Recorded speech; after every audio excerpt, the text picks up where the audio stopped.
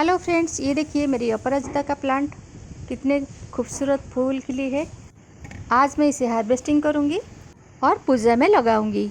और ये देखिए गमले के नीचे मैंने कुछ अच्छी तरह देखिए मैंने कुछ पोर्चुला का प्लांट जो लगाया है, इसका कटिंग मैंने लगाया है कि ताकि जो भारी बारिश होती है ये सब पानी सूख लेता है, यह पानी नहीं रुकेगा। देखिए मैं आज हार्वेस्टिंग कर रही हूँ इस ब्लू अपराजिता का फ्लावर को।